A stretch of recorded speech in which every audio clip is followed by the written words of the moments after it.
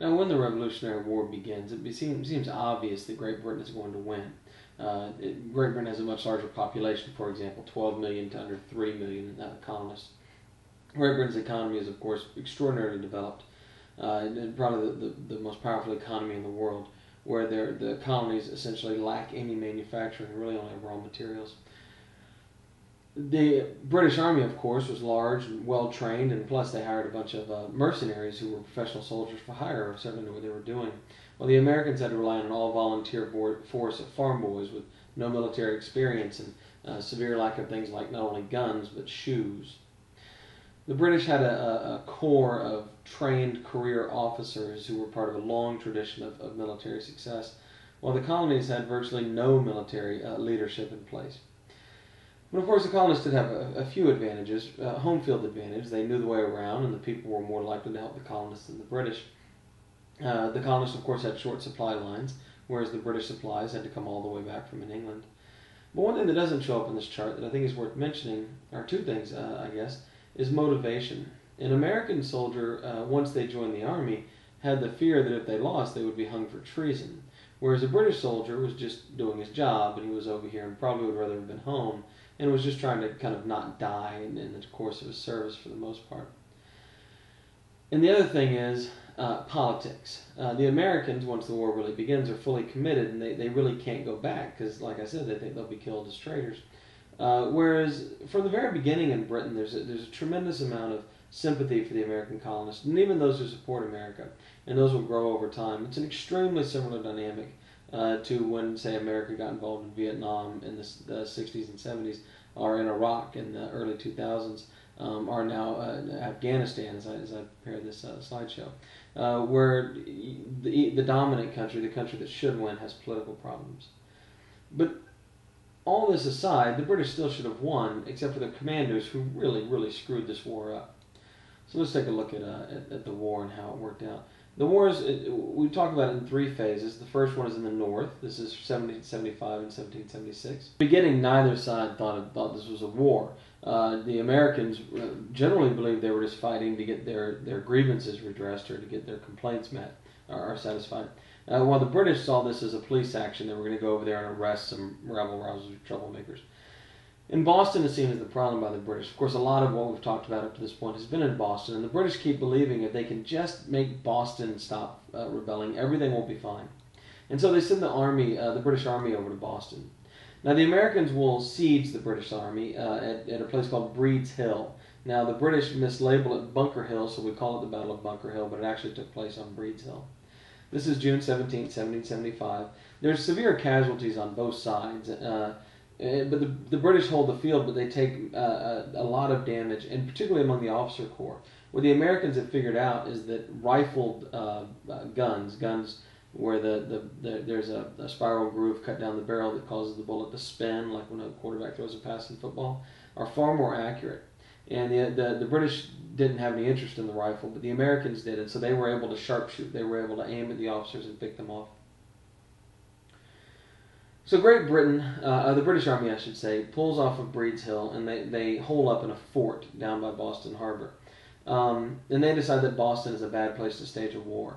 George Washington will arrive in Boston and will surround the British in their fort, and he will pull some guns up on top of a cliff overlooking the fort and cause the British to leave. And on March 17th of 1776, the British abandoned Boston for Nova Scotia, and this is seen as a great victory. It really lifts the spirits of the colonists, and it's a holiday that's still celebrated in Boston today called Evacuation Day. But it used to be a big American holiday all over America. Now in the South, the British figure that the Southerners are loyal to the British cause, and this illusion begins to fade when on February 27, 1776, a group of militiamen who formed together to fight for the British are attacked by a Patriot militia, Patriot meaning they're loyal to the United States. The Patriots crush the Loyalists at Moores Creek Bridge. Also, soon after this, an American general named Montgomery and a high-ranking American officer named Benedict Arnold, who we're going to talk a lot about later, are wounded in an attack on Quebec. The Americans believe they could seize Canada, although they failed to do this. But the British should have got the message from this that this wasn't just about Boston, that this was actually a much larger conflict. The British will then turn their attention to the Mid-Atlantic. The colonial Congress, the capital, the political capital of the United States at the time, was in Philadelphia. And so the British start turning their attention down to Philadelphia and New York, the two great cities of the colonies. The second phase will take place basically in 1777. Now, General Howe will easily take New York City in the summer of 1776. About 32,000 troops and a massive British Navy will take over the city and easily push Washington and his army out of the city. Washington is actually offered amnesty for surrender. Washington only had 19,000 poorly trained, poorly equipped men and no navy at all. But Washington retreats through New Jersey and into Pennsylvania. And this may sound like I'm making fun of him, but this was Washington's great strength, to be able to rapidly and effectively pull his army into a retreat and yet keep their morale high enough where he still had an army.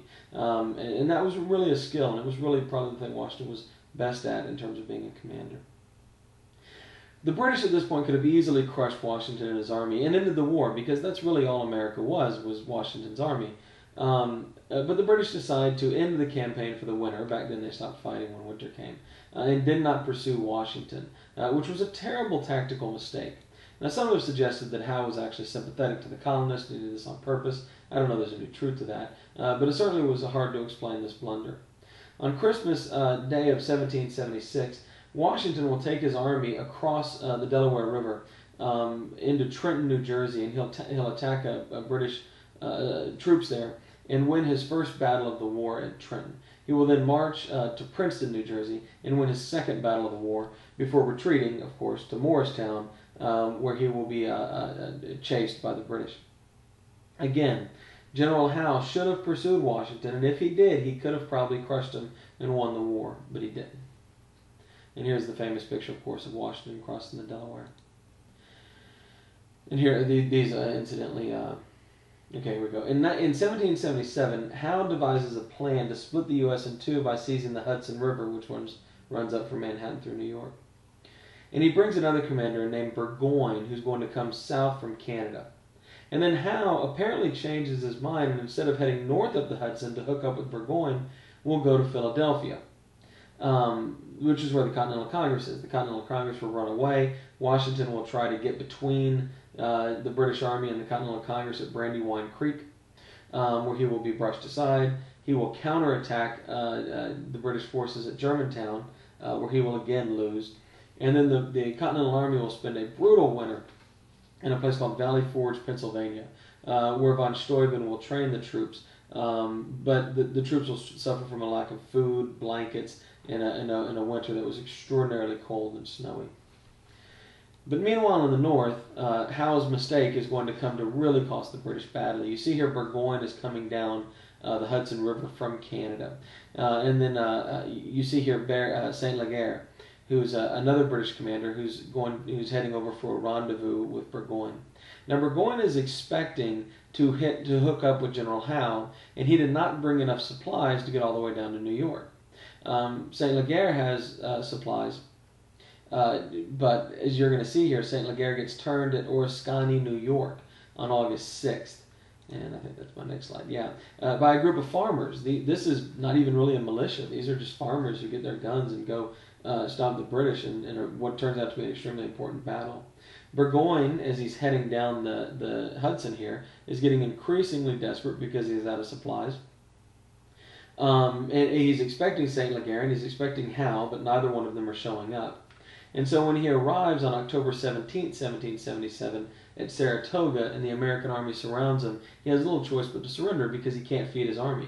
5,000 British soldiers are turned over in this surrender to the Americans, and it shocks the world. This is the first really big American victory. The Iroquois, by the way, the Iroquois Confederacy had teamed up with the British, and Saratoga would kind of be the end of them as well, as the Americans will from now on see the Iroquois Confederacy as their enemy.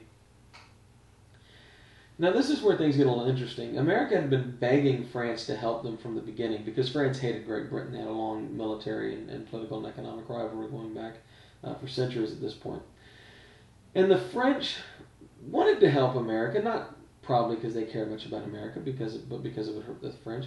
But they needed an excuse. They wanted to know that they were just throwing their money away on this exercise. And so, despite Benjamin Franklin's pleas, the French will not recognize America and give us military aid because they didn't believe we could win. But after Saratoga, what will actually happen is Lord North, the Prime Minister of England, will offer the Americans home rule. Basically, he'll say, fine, you can have your own government. We'll go back to what you asked for originally. We'll go back to like it was before the French and Indian War. But France doesn't want the war to end because the war is really hurting England. And so France agrees to recognize and give military and financial aid to America, not so much because of our shocking victory at Saratoga, but because Lord North was willing to end the war after Saratoga, and the French didn't want the war to end because it was hurting the British.